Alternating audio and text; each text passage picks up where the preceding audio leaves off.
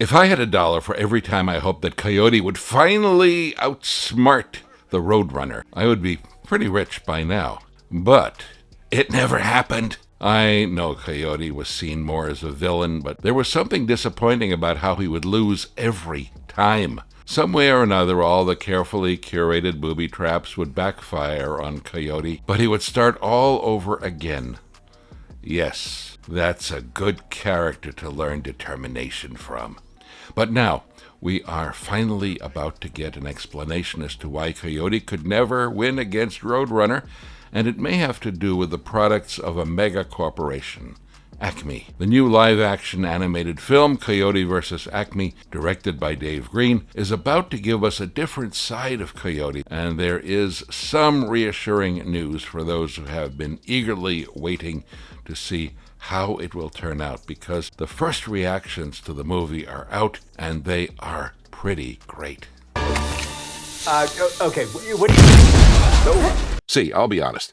When I first saw the Coyote vs. Acme trailer, I knew that these weren't the Roadrunner and Coyote I grew up with. The sharp-edged and polished animation, that's something new. Moreover, I never expected to see Coyote upset and almost giving up one day, only to keep going because of something he saw on television. So, yeah, I knew that this movie was definitely going to be Green's reimagination. But given that his endeavor with Teenage Mutant Ninja Turtles Out of the Shadows in 2016 wasn't exactly a colossal success, I was afraid. Because Coyote, Roadrunner, and even Tweety, who popped up in the trailer, are a big deal for us, and in no way could we accept a half-baked movie on them. The chief executive of Ketchup Entertainment stated, "Coyote vs. Acme is a perfect blend of nostalgia and modern storytelling, capturing the essence of the beloved Looney Tunes characters while introducing them to a new generation." Yep, this modernization was what many of us feared.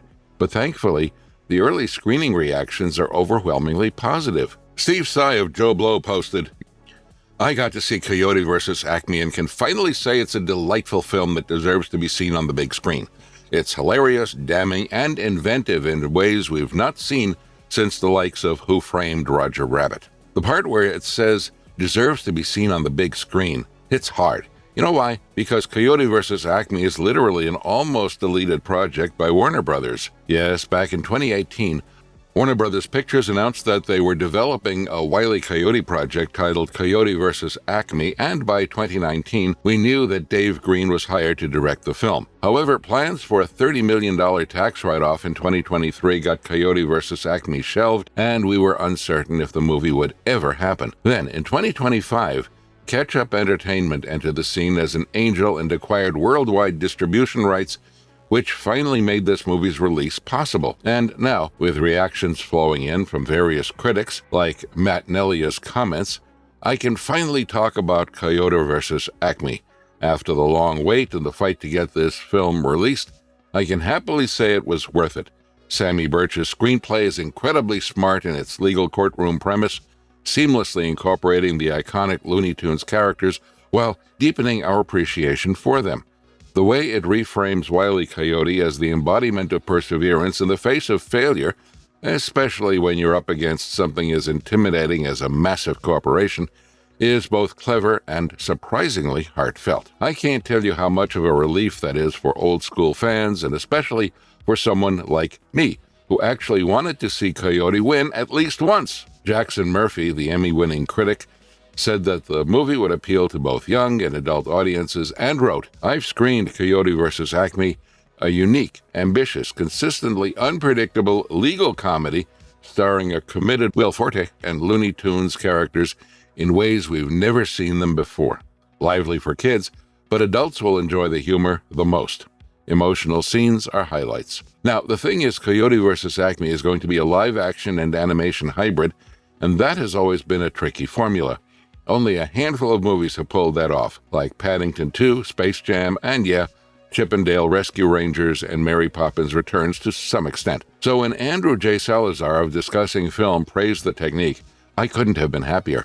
To quote him, "I can finally say that Coyote vs. Acme is a pure delight. Laugh-out-loud funny, genuinely clever, and full of heart. It stands firmly next to Roger Rabbit as one of the best live-action/animated hybrid comedies." Given its long road to release, this couldn't be more satisfying. Nelia, too, echoed the same sentiment about this format, where cartoons interact with real-life characters, and continued in his post. The live-action/animation hybrid is well executed, capturing the same spirit that made films like Who Framed Roger Rabbit and Space Jam so memorable for my generation. Everyone involved understands exactly the tone the film is aiming for, and it's all in service of a story that's consistently funny, charming, and emotionally satisfying. An all-around crowd pleaser that serves as a wonderful reminder of just how great this material can be when it's in the right hands. Yet another tomato meter critic, Zach Pope, took to X to say, Coyote vs. Acme is easily the best Looney Tunes. The fact that this almost never saw the light of day is absolutely mind-blowing, packed with heart, humor, and overflowing with love. But beneath all the laughs is a powerful message about corporatism. Can't wait to see again. I never thought I'd see Tweety talking to John Cena, but it turns out it worked perfectly, Cena said in an interview. I know the audiences that were able to see Coyote vs. Acme were entertained, so hopefully that audience grows larger. I just saw it for the first time very recently.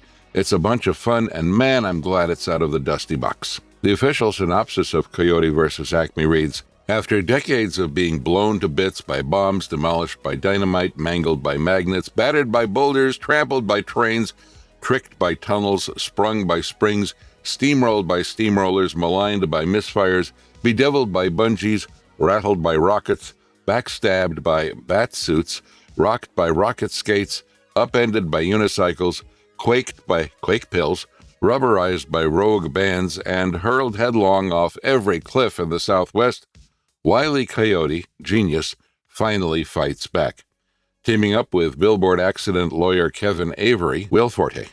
He takes on slick corporate counsel Buddy Crane, John Cena, and Acme Incorporated, the profit-obsessed conglomerate behind every one of the Coyote's chaotic catastrophes. It was thus pretty clear that the movie would be dealing with matters of corporate corruption and how they prioritize profit over individuals, and editor Karsten Kirpanik stated back in 2024, Coyote vs. Acme is about a giant corporation choosing stock over empathy, doing nothing illegal, but morally shady stuff for profit.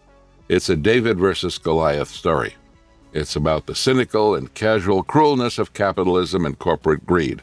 No wonder Warner doesn't want to release Coyote vs. Acme. The irony is actually palpable, and various filmmakers slammed Warner Brothers back then. For instance, Spider-Verse writer and producer Phil Lord said, is it anti-competitive if one of the biggest movie studios in the world shuns the marketplace in order to use a tax loophole to write off an entire movie so they can more easily merge with one of the other biggest movie studios in the world? Because it seems anti-competitive. But it seems like Coyote vs. Acme set out with the idea of unraveling dark truths about capitalism and pulled it off pretty well. Film editor Barry Hertz tweeted, Coyote vs. Acme, accidentally the most important movie of the year in its searing indictment of corporate greed above all else. Also very funny, resting somewhere between Roger Rabbit on Speed and the greatest 12:50 a.m. SNL sketch of all time. Will Forte for U.S. Attorney General. Tessa Smith of Mama's Geeky also praised Will Forte's performance and posted, Coyote vs. Acme is everything I had hoped for and more. I laughed, I cried, I cheered. What an amazing movie that I cannot imagine not being out in this world. Will Forte is fantastic, of course, and so many of jokes will be quoted for years to come. It's perfect. We have no idea why Catch-Up Entertainment went above and beyond to buy the rights and allegedly paid somewhere around $50 million for it, but I really hope it does not backfire, because we know how box office results don't always match with the early reactions, and on top of that, their previous Looney Tunes acquisition, titled The Day the Earth Blew Up, fell flat and opened at only $3 million, though many viewers liked it. Seems like making Coyote vs. Acme a blockbuster is going to be a personal win for Catch-Up Entertainment, as well as for the industry where creators struggle to keep their art alive. That's probably why they have done everything possible to give this film a strong release, and the critics are loving it so damn much. Rachel Leishman of The Mary Sue wrote, Coyote vs. Acme made me a Wile E. Coyote apologist, and I don't understand why this movie has had such a hard time getting released. Hilarious, emotional, and So effing good. Produced by Chris DeFaria and James Gunn, Coyote vs. Acme is set to hit the big screen on August 28th, and maybe this time around we are in for a breakout hit. Who cares what happened to the Coyote at all? All right, guys, that's all for today. Fans of the original cartoon have a lot riding on this movie, and while it has certainly been modernized, everything we've heard so far suggests that Coyote vs. Acme is heading in the right direction. Let us know in the comments below just how excited you are to finally see Wile E. Coyote taking on Acme in the theaters. If you enjoyed this video, don't forget to like, share, and subscribe to our channel. I'll see you in our next one. Bye.